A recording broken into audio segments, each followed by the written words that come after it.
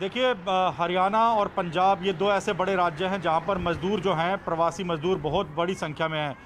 और मैं आपको इस वक्त पहले तस्वीरें दिखाना चाहूँगा। ये चंडीगढ़ अम्बाला, यानी अगर आप पंजाब से अम्बाला हरियाणा की तरफ जा रहे हैं, दिल्ली जाना है आपने चंडीगढ़ से, या पंजाब की तरफ से अगर आप आ रहे हैं, तो ये मुख्य हाईवे है, चंडीगढ़ अम्बाला नेशनल हाईवे। लेकिन यहाँ पर आप देखिए सड़क किनारे जो लोग हैं, उनके परिवार देखिए, ये जो प्रवासी मज़दूर हैं, इनका काम छूट गया है और ये सामान लेकर इस तरह से आप पैदल ही निकले। कहाँ जाने के लिए निकले हैं?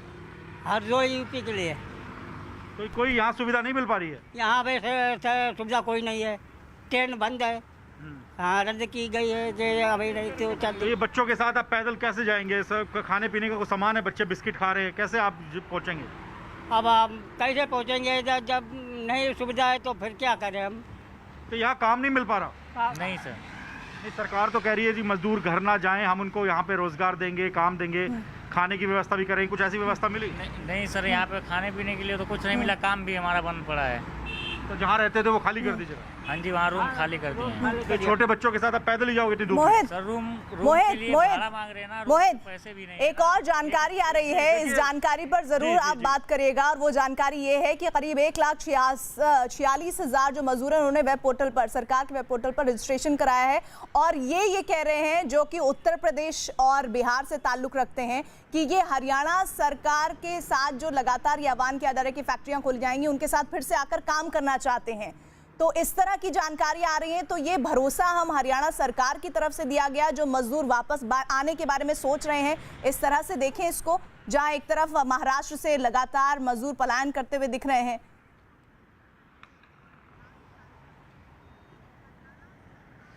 देखिए, इस पूरे मामले में ये बात देखनी होगी कि एक तरफ तो सरकारें, भले ही वो पंजाब सरकार हो, हरियाणा सरकार हो, या किसी और दूसरे राज्य की सरकार हो, सब ये कह रहे हैं कि हम चाहते हैं कि इंडस्ट्री चले और इंडस्ट्री के चलने के लिए लेबर चाहिए। लेकिन लेबर जो आपके पास रह रहा है उसको काम नहीं मिल पा रहा, उससे मकान का किराया मांगा जाता है, तो उसके बाद वो परेशान होकर अपना घर छोड़ देते हैं और पैदल ही अपने जो गृह जिले हैं, गृह राज्य हैं, उनके लिए चले जाते हैं। तो हरियाणा सरकार ये दावा कर रही है कि उनके पास रिवर्स माइग्रेशन हो रहा है, यानी जो उत्तर प्रदेश, बिहार और जो दूसरे राज्यों में मजदूर हैं, करीब 1,46,000 मजदूर वापसी आने की बात कर रहे हैं और उनके लिए इंतजाम किया जाएगा। लेकिन आपके पास जो मजदूर पहले ही स्टेट में रह रहे हैं, उनके लिए आप क्या प्रबंध कर रहे हैं? उनके लिए क्या व्यवस्था की गई है? इसका जवाब सरकार को देना होगा। लेकिन और इसी जवाब को जानने के लिए रोहित चहल का रुख कर लेते हैं। रोहित हमारे साथ जुड़े हुए हैं। रोहित, 1,46,000 जो मजदूर हैं, उन्होंने हरियाणा वापस आने के लिए वेब पोर्टल पर रजिस्ट्रेशन कराया है। लेकिन सच्चाई वो भी है, वो बड़ी सच्चाई है जो इस वक्त मोहित तस्वीरों के जरिए दिखा रहे हैं, कि मजदूरों को पलायन करने के लिए मजबूर क्यों होना पड़ रहा है। क्या सरकार के पास कोई मैकेनिज्म, कोई इंतजाम नहीं है उन्हें रोकने के लिए?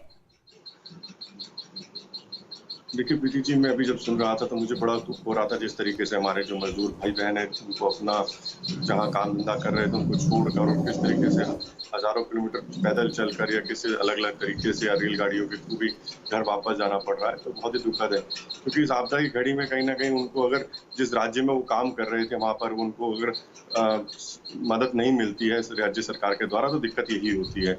महाराष्ट्र के अंदर जिस तरीके से मैं देख रहा था, सुन रहा था, तो महाराष्ट्र के अंदर जिस तरीके से ज्यादा पलायन जो महाराष्ट्र से हुआ है, और अभी जो पंजाब की भी बात कर रहे थे, मुझे लगता है कि बहुत ही दुखद है। मोदी सरकार की जहां तक बात करें, जहां सरकार की बात है, तो लगातार देखिए 1,70,000 करोड़ का जो राहत पैकेज की जो ऐलान की, उसमें यही था कि सबसे बड़े की जो गरीब है उसको चाहे 3 सिलेंडर देने की बात हो, 3 महीने का राशन देने की बात हो, चाहे उसके बाद किसानों के खाते में किसान निधि डालने की बात हो, माओ के खाते में 500 रुपए डालने की बात हो, तो लगातार इस तरीके से गरीबों की मदद करने का। उसी समय आपको याद होगा कि जो लेबर था, जो मजदूर था, मजदूर वर्ग के लिए भी एक घोषणा की गई थी मोदी जी की सरकार के द्वारा, और वो राज्यों को नीचे तक पहुंचाने का जो जुम्मा था, राज्यों को नीचे तक पहुंचाने की थी। मुझे लगता है कि कहीं ना कहीं जो राज्य सरकार है उनके ऊपर एक दायित्व बनता था कि उसको नीचे तक मदद पहुंचाएं और जो हमारे मजदूर भाई हैं उनको पलायन ना करना पड़े।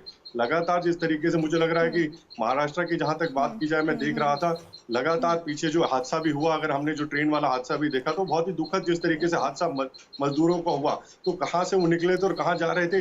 लेकिन जो सरकारें अगर वहीं पर उनको अच्छे से मुहैया कराएं, भोजन मुहैया कराएं, उनको सुविधाएं दें, तो मुझे लगता है किसी को पलायन नहीं करना पड़ेगा। नहीं, लेकिन एक गाइडलाइन ये भी है केंद्र सरकार की, रोहित, जिस पर मैं आगे आपसे